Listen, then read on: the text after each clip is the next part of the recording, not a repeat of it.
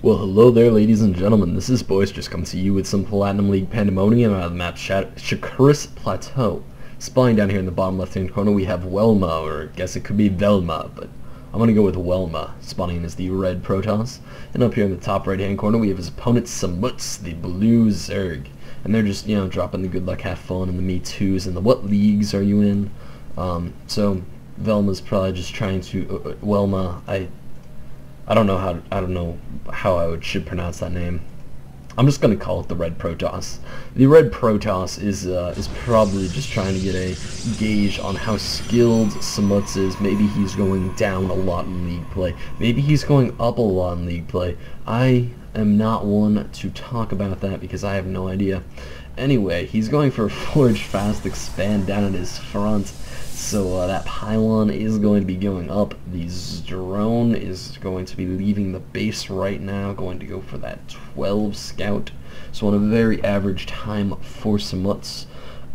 We have a miss scout by the probe. However, I think the drone is also going to be a miss scout. So neither player is going to find the other player on the first shot.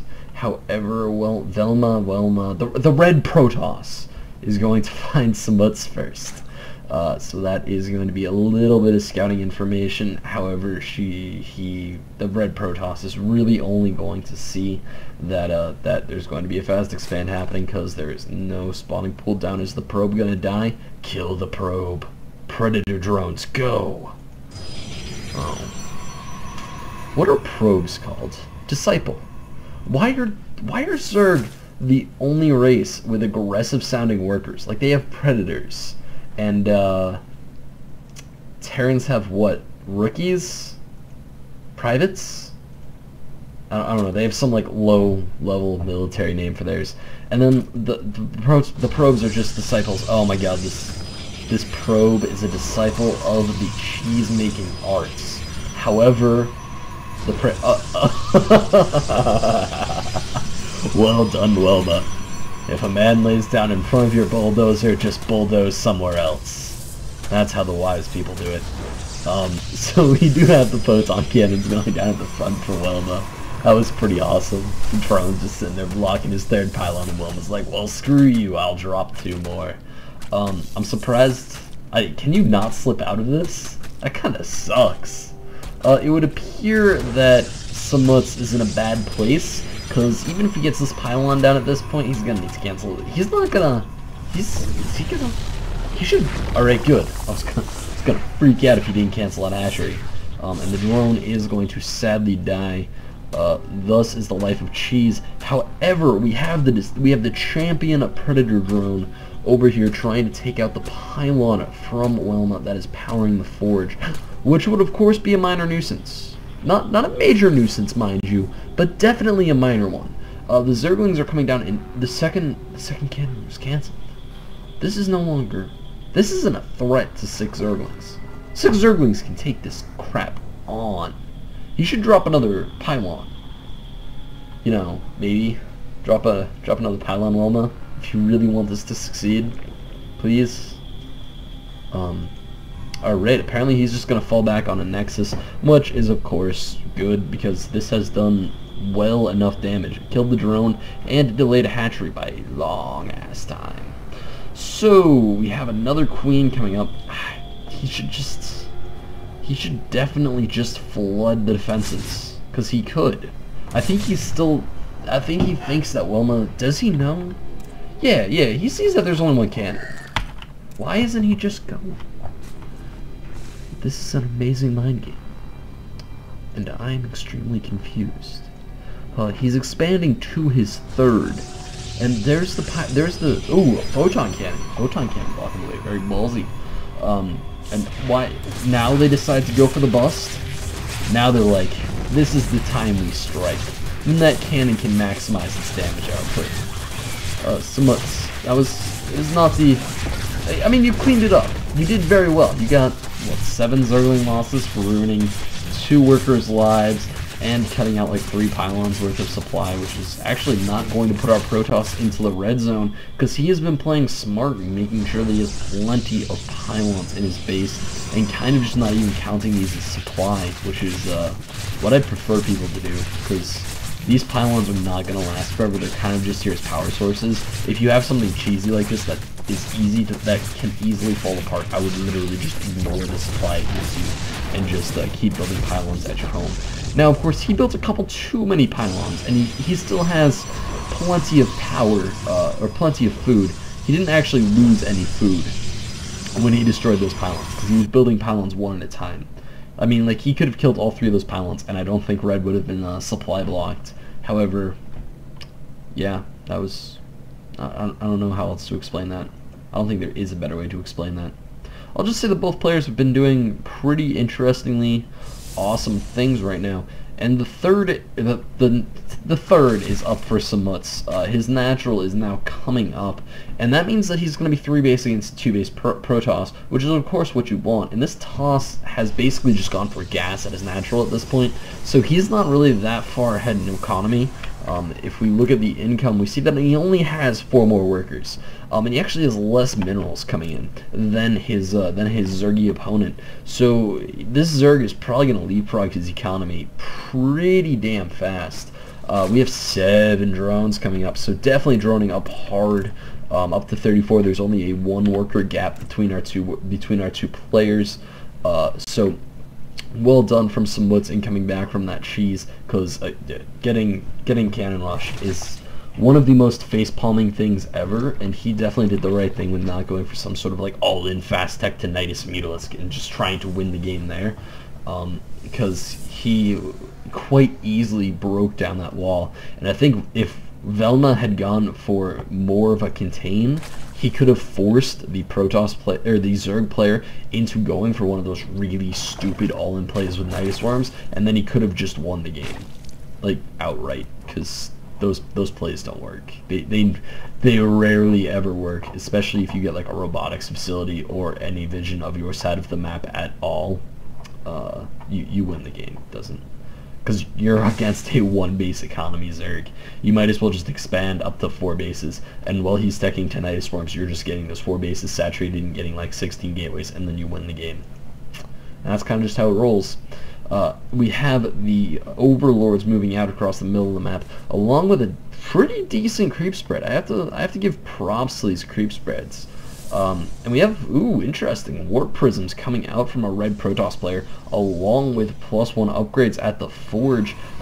We have double upgrades coming out from our Zerg player. It looks like both melee and +1 ground Carapace are coming up, which are, of course, very strong upgrades versus the Protoss player, because it kind of negates the two-shottiness of Zealots when they come into contact with your Lings, because otherwise they just two-shot your Lings and your Lings die, and then you cry a little bit inside, because everybody knows that nobody likes to see Lings die. It's one of the most depressing things ever. However, interestingly, Samutz is going for the +1 melee. However, at the same time, he's getting a lot of roaches. Like, he's cut Zergling production. So that's kind of an interesting choice to tech into. After going for +1 melee, I think he should cancel that +1 melee and get +1 ranged, because the +1 melee is not going to help out his roach army that much, because of course roaches don't have melee attacks. We have a 4th Sentry drop loading up in the Warp Prism, and some Stalkers warping in. This is a lot of sentries. He has 8 sentries down on the ground, 4 sentries, and a Warp Prism. This is 1,200 gas worth of sentries. This early in the game, that's pretty ridiculous. I understand how he did it, because he went for that really fast double assimilator on his natural, and that was all he was mining out of with his natural. However, this is still a crap ton of sentries, and he should probably drop some out of the Warp Prism, because them being in the Warp Prism is not going to help much. Now we have a beautiful flank coming out from our Zerg player. However, I'm not sure if it's going to be enough. This is a lot of roaches, and roaches are extremely powerful, especially when your army is primarily composed of sentries. However, they're at least going to cripple the... It looks like they're definitely going to cripple the Protoss army enough to the point where it doesn't matter. And this is really awesome, like just the way that the production is coming in for the Zerg. It's coming from all angles. With 12 sentries, he is barely able to put down enough force fields to... He was barely able to put down enough force fields to stave them off for even a minute. That's pretty ridiculous. And now he's just going for Stalkers, and those Stalkers are just free kills for the Zerg player. He does manage to lift a couple off. However, now he is trying to do some fancy drop micro. However, when there are enough roaches to just one-shot your stuff, that doesn't work so well.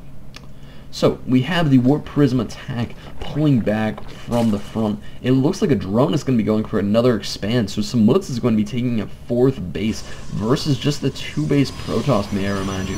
So this Protoss looks like he's in a pretty dangerous spot right now. He's not doing well compared to our Zerg player. Our Zerg player is actually thriving after that extremely cheesy opener. Yeah. I mean, I don't think he handled the cheese that well, but he has certainly handled recovering from it. Going for that 3rd first, definitely the right choice in that situation. And then getting your natural as soon as the contain is broken, and really just springing back. Because if you look at the worker count, he's still behind in workers. Never mind, he should probably get a couple more workers. He has a lot of roaches. A lot of roaches. And he's still going for melee attacks. I don't understand. This doesn't... I mean, maybe if he just wanted to reinforce with a lot of Zerglings at some point. He's also going for Spire and, you know, Spire tech. However, I don't understand the... Ooh, he didn't get a cancel off on that Nexus. Ouch! God, that's gotta sting a little bit. That's like 30 seconds of a income going down the drain for a Protoss player. Actually, it's more like 20 seconds of income. However, I'm not gonna focus too much on the math. We have... This is quite a formidable Roach army. It would be much more formidable if he wasn't going for melee attack. However, actually, this is not formidable compared to weLMA's army. weLMA has a lot of Stalkers, a Warp Prism, which I like to see in armies, you know, 1 Warp Prism, because they're mobile pylons. You can just warp them into phase mode and then warp in as many units as you need or as you can handle. However, with this pylon going down and a base, weLMA's going to be extending himself quite a bit, especially against the Protoss with especially against the Zerg with quite the mobile army. Kind of ish wall of crawl going down the middle of the map. I mean, it's only 4 spine crawlers, however, they're still in a wall and they still crawl.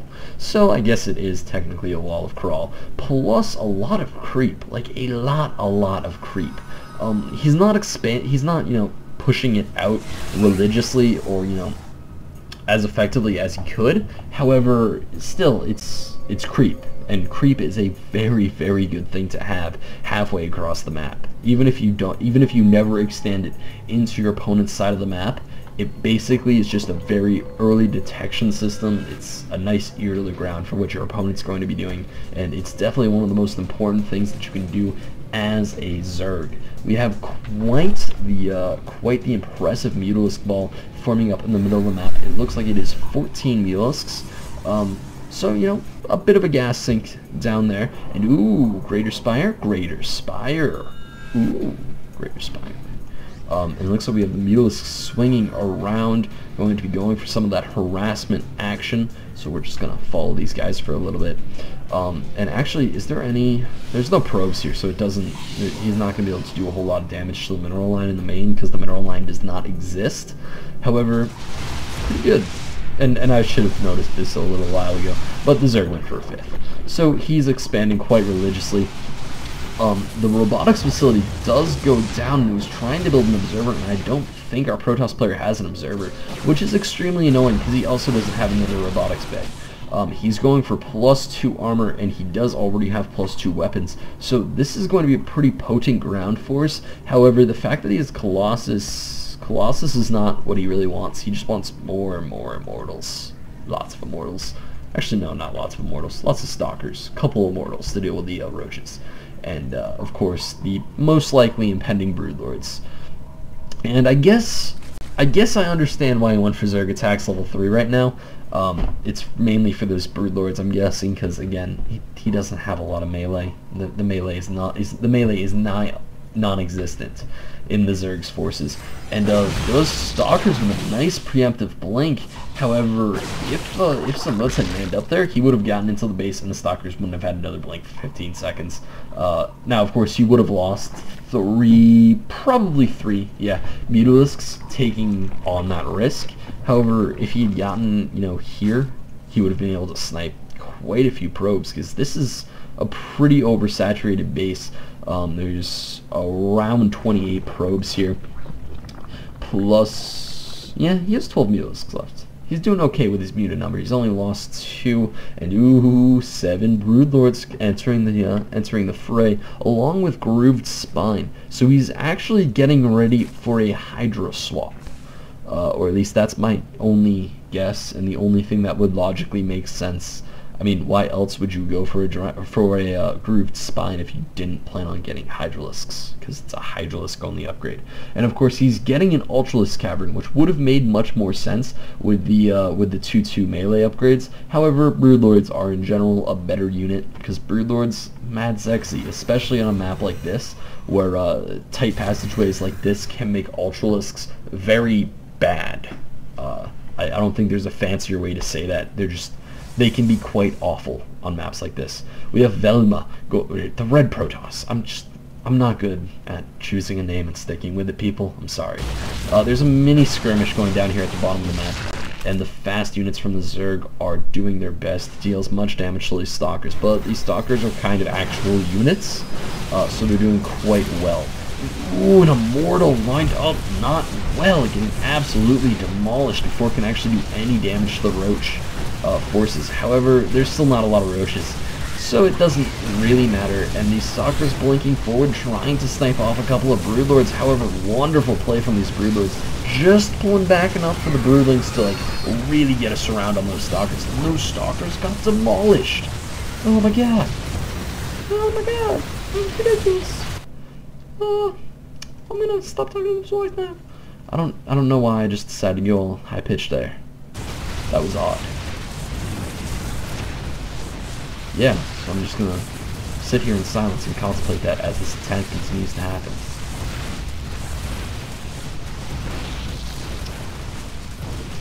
Yeah, so more Stalkers going down. weLMA does she? Oh, damn. I was hoping that she would have full chrono boost at every Nexus. She would have had gateways with 200% speed. It would have been ridiculous. They would have been making stuff so fast. And yeah, simulators going down, mutalisks. You know, weLMA, the red Protoss, looking pretty dead at this point. I'm not sure how else to say it. Just not looking safe. And we have some Zerglings sweeping in. I mean, the Zerglings already went up here. And, you know, there's 8 more Broodlords. This is quite the large amount of Broodlords. I'm wondering why weLMA is still staying in this game, considering the fact that they only have 1 mining base. Actually, they lost a probe from it. Ouch. And, yeah, this is still 11 Broodlords. And they're about to launch 22 Broodlings at this wall. And those Broodlings are going to win the game. And there's the GG from weLMA, and weLMA has left the game. So congratulations to Samutz for winning another spectacular game. If you guys want any more Boisterous action, head on over to youtube.com/user/boisteroussc2. If you guys like Samutz, want your games commentated by Boisterous, send them on into boisteroussc2@gmail.com. There will also be a Battle.net thread in the description for this video. Go post your comments, go post your feedback, go bump it up to the front page, because I'm greedy like that. And you can also sign up to sc2clans.org and organize a team in any of the 3 wonderful divisions. Get your friends, get your clanmates, get your clanmate friends. It should be a lot of fun, and you should all do it. With that, this is Boisterous, signing out.